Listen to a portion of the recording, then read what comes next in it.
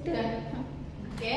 Assalamualaikum warahmatullahi wabarakatuh. Waalaikumsalam warahmatullahi wabarakatuh. Selamat siang anak-anak. Siang Ibu. Bagaimana kabarnya hari ini? Alhamdulillah baik. Baik. Sekarang coba cek kanan kiri bawah kalian apakah ada sampah? Tidak. Ayo Mbak Syuli sini. Iya, Sama Mbak. siapa ini? Saya Ayo. di sini. Iya, saya di sini. Bersihin ya, nggak boleh ada sampah. Terima kasih. Oke. Sebelum kita mulai pembelajaran, alangkah baiknya kita berdoa terlebih dahulu dengan membaca basmalah.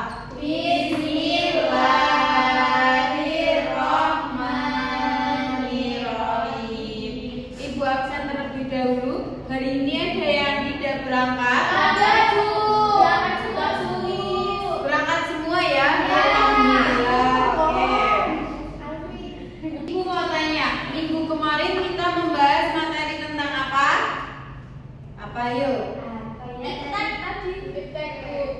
Iptek. Pengetahuan dan teknologi. Iya. Pinter banget ya. Nah, untuk pertemuan kali ini kita akan membahas indahnya ikhlas dalam beribadah. Iya. Nah, untuk tujuan pembelajarannya, Ibu harap kalian dapat menjelaskan pengertian ikhlas dalam beribadah menurut ajaran Islam. Yang kedua, menyebutkan dalil Al-Quran dan hadis tentang pentingnya ikhlas dalam beribadah. Yang ketiga, mengidentifikasi tingkatan-tingkatan ikhlas dan faktor-faktor yang dapat merusak keikhlasan. Yang keempat, menganalisis pentingnya ikhlas sebagai dasar diterimanya amal ibadah dan pembentukan akhlak mulia. Dan yang terakhir, menunjukkan sikap lurus dan konsisten dalam melaksanakan ibadah semata-mata karena Allah Subhanahu wa Ta'ala. Oke, sebelum kita lanjut ke materi, Ibu mau tanya terlebih dahulu. Iya.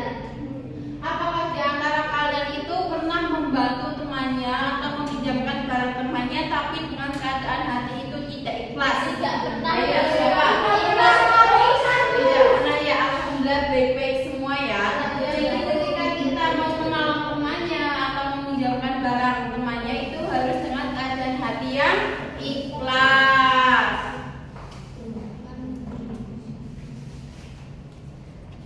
Oke, sekarang pengertian ikhlas coba Mbak Jihan dibacakan.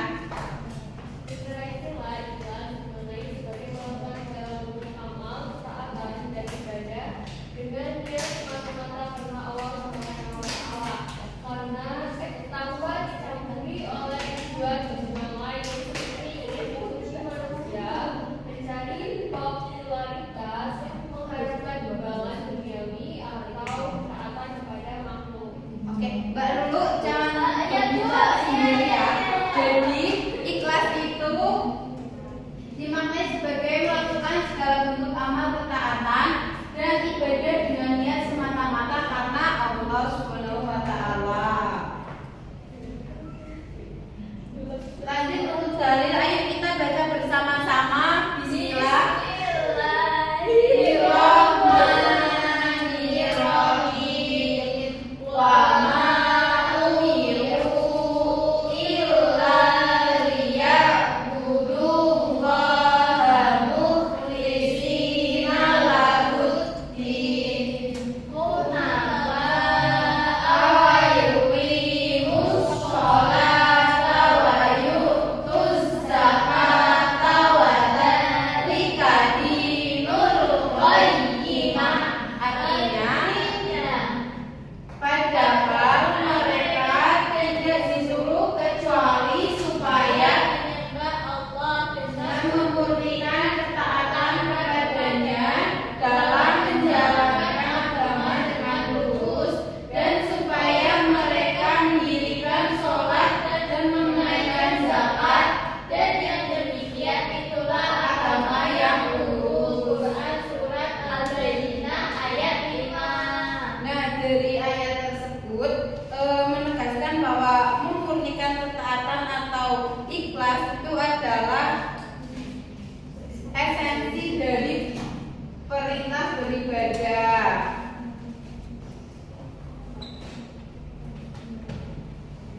Oke, Oke, lanjut untuk tingkatan-tingkatan ikhlas. Yang pertama coba dibacakan Alfi.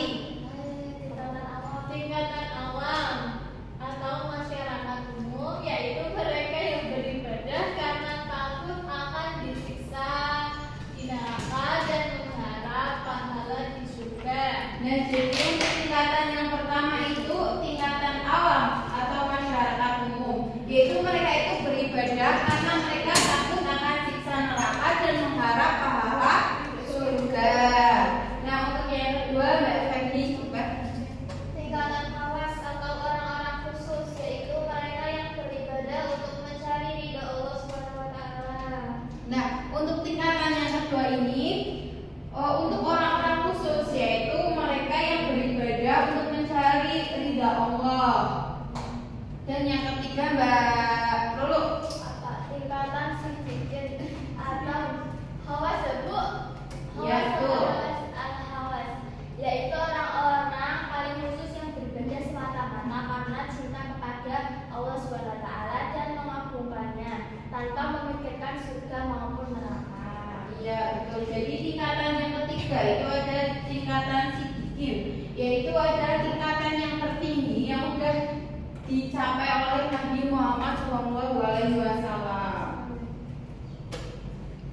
Untuk faktor-faktor yang dapat merusak ikhlas, yang pertama itu adalah riya, yaitu melakukan amal agar dipuji atau dilihat oleh manusia. Jadi contohnya ketika kita mau beramal tapi kita itu ingin dipuji atau dilihat orang lain, itu namanya riya. Terus yang kedua itu ada sum'ah, yaitu beramal agar namanya dikenal atau didengar orang, sehingga amal dilakukan untuk mencari popularitas dan ketenaran. Yang ketiga ujub atau bangga diri, yaitu merasa bangga dengan amal yang dilakukan dan merasa lebih baik dari orang lain yang pada akhirnya dapat menghilangkan nilai amal di sisi Allah. Oke, sekarang kita nonton video dulu ya.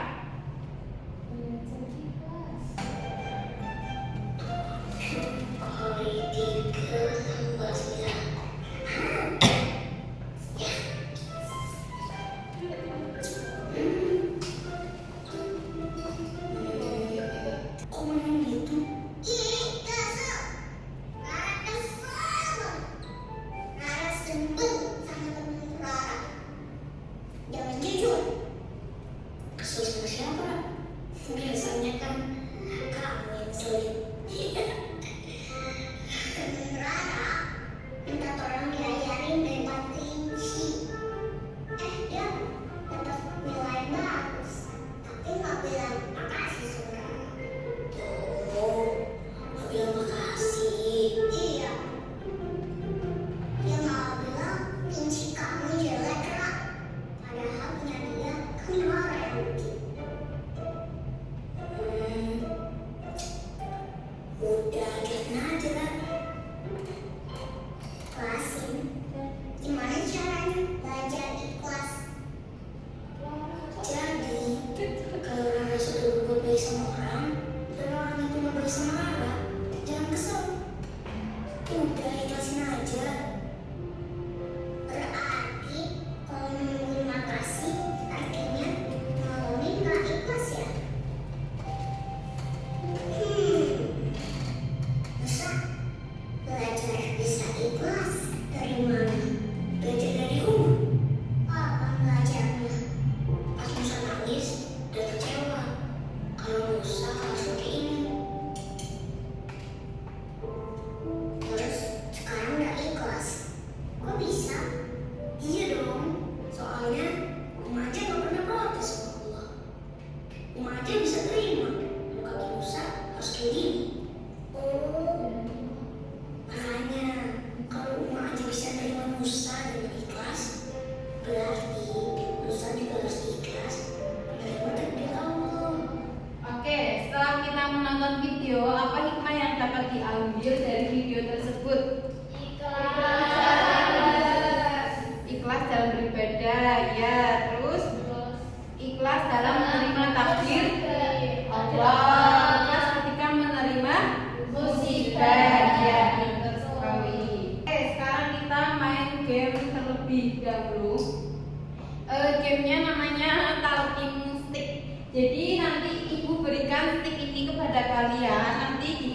dengan musik atau bernyanyi. Kalian bernyanyi apa? Bernyanyi apa? Balonku ya, nanti bernyanyi balonku sambil ininya bergilir. Nanti ketika musiknya berhenti, berarti kalian akan mendapatkan soal dan dijawab di depan. Seperti itu ya. Oke, mulai dari Mbak Lulu. Ayo. Ada 5 rupa-rupa warnanya, hijau, kuning, kelabu, merah muda dan biru, meletus balon hijau dan ore. Oke, Mbak Sulis dapat soal milih. Oke, Mbak Sulis bisa berdiri dijawab di depan.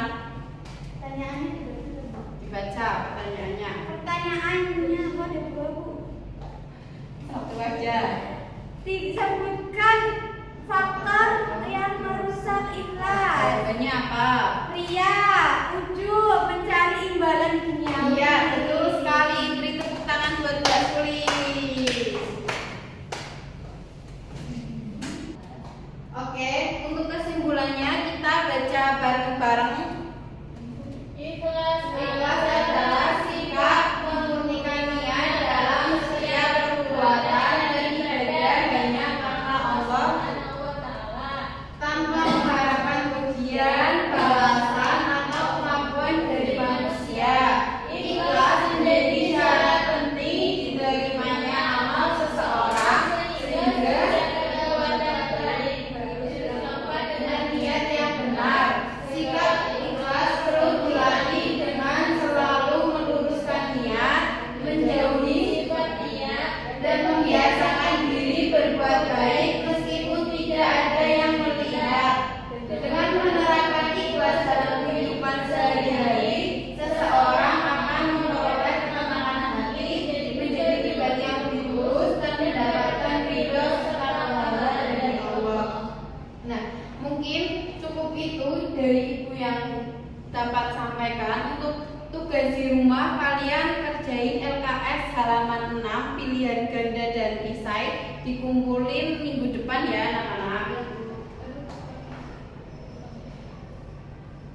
Nah, untuk motivasi hari ini menanamkan kesadaran bahwa niat yang murni karena Allah Subhanahu wa taala akan mengubah proses belajar menjadi ibadah bermakna, membentuk karakter tangguh dan menjaga hati dari ketergantungan pada pujian manusia. Oke, segitu yang dapat Ibu sampaikan. Sebelum kita akhiri, kita berdoa terlebih dahulu dengan mengucapkan hamdalah. Alhamdulillahirabbil alamin. Wassalamualaikum warahmatullahi wabarakatuh.